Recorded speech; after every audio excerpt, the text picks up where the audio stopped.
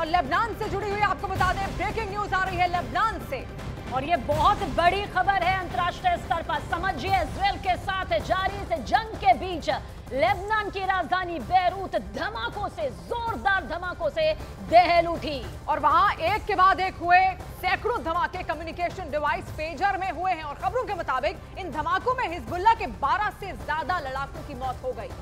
तो ना बम का इस्तेमाल, ना बंदूकों का इस्तेमाल, ना किसी हवाई हमले का इस्तेमाल, बल्कि इस हमले के लिए पेजर को यहां पर साधन बनाते हुए बड़ा धमाका, एक के बाद एक बड़े धमाके आप देखिए इस तस्वीर के जरिए।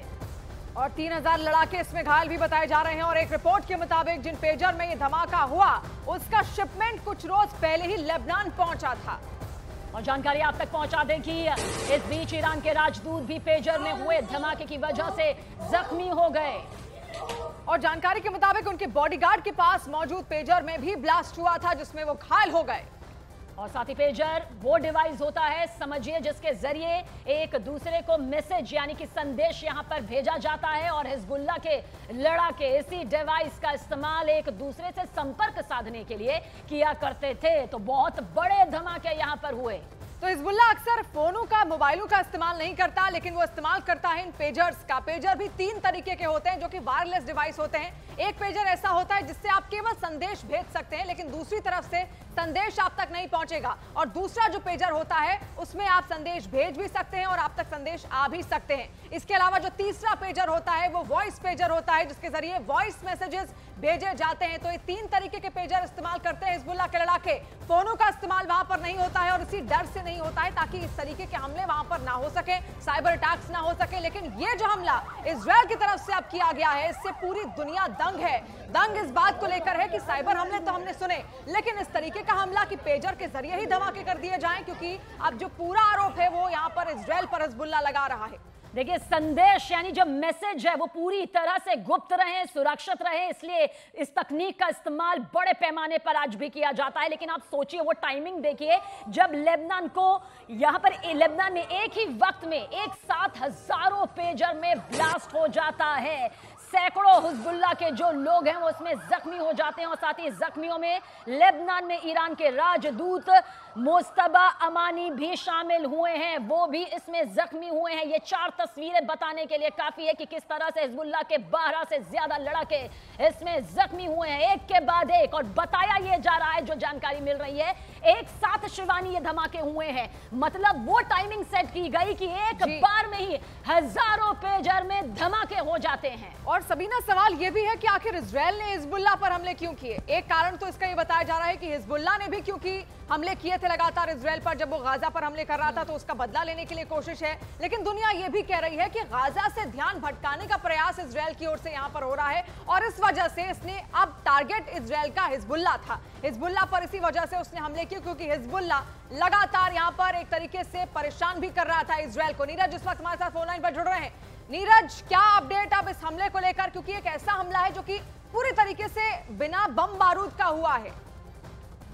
देखिए, बिल्कुल अलग तरीके का ये हमला किया गया है। इजराइल पर ही शक है और इजराइल ने भी किया होगा ऐसा हिजबुल्लाह का मानना है, लेकिन पूरा का पूरा फोकस जो है इजराइल का अब हिजबुल्लाह पर हो गया, क्योंकि गाजा का आपने जिक्र किया। गाजा में हमास के ज्यादातर लड़ाकों को न्यूट्रलाइज कर दिया है या उन्हें कंट्रोल में कर लिया है गाजा के अंदर। ऐसे में हिजबुल्लाह और खासकर दक्षिणी लेबनान में ही फोकस हो गया है इनका, इजराइल का। दूसरी अहम बात कि कल जो है इजराइल ने अपने लोगों को कहा है कि वो उत्तरी इलाके में यानी उत्तरी इजराइल के इलाके में न जाए। देखिए, मैं भी वहां मौजूद था उत्तरी इजराइल के इलाके में पिछले साल, जो कि दक्षिणी लेबनान के हिस्से से मिलता है। एक लंबी बाउंड्री है और वहां के ज्यादातर इलाकों में लोग अपने घरों को खाली कर चुके हैं। इसलिए इजराइल ने लोगों से अपील की है कि वो उत्तरी इजराइल के बॉर्डर इलाके में न जाए, क्योंकि हिजबुल्लाह जब हमला करता है तो उत्तरी इजराइल के सीमाई इलाकों पर हमला करता है और वहां लोगों को नुकसान होता है। तो पेजर अटैक के बाद जिसमें 3000 से ज्यादा लोग घायल हुए हैं, 9 से ज्यादा लोगों की मौत की खबर अब तक आई है। तो ऐसे में एक बड़ा हमला हिजबुल्लाह उत्तरी इलाकों में कर सकता है।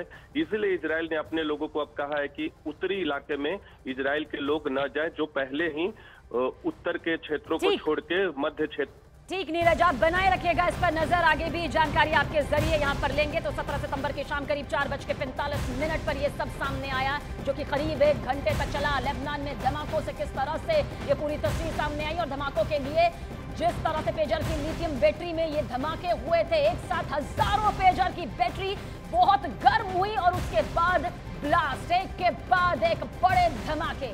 और वहीं लेबनान में एक साथ हुए हजारों धमाकों के लिए हिजबुल्लाह ने इजरायल को जिम्मेदार भी ठहराया है। हालांकि इसकी जिम्मेदारी अब तक इजरायल की ओर से नहीं ली गई है। हिजबुल्लाह का यह दावा है कि पेजर की लिथियम बैटरी फटी और इसके पीछे इजरायल का हाथ है। तो 1000 से ज्यादा बताए जा रहे हैं कि ये पेजर थे जिनमें विस्फोट हुआ और ये सिलसिला 17 सितंबर की शाम करीब 4:45 पर शुरू हुआ और करीब बताया जा रहा है, जो खबर निकलकर सामने आ रही है, 1 घंटे तक चला।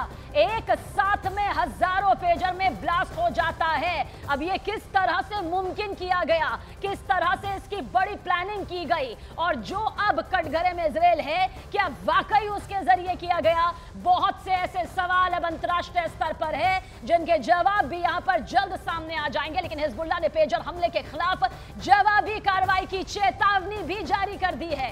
देखिए, लेबनान का चरमपंथी संगठन है और अमेरिका की ओर से हिजबुल्लाह को पहले ही आतंकी संगठन घोषित किया हुआ है। तो ऐसे में ये तरीके से चेतावनी भी है इजरायल की हिजबुल्लाह को कि जिस तरीके का समर्थन उसने गाजा में किया, उसका अब उसको भुगतान करना पड़ेगा।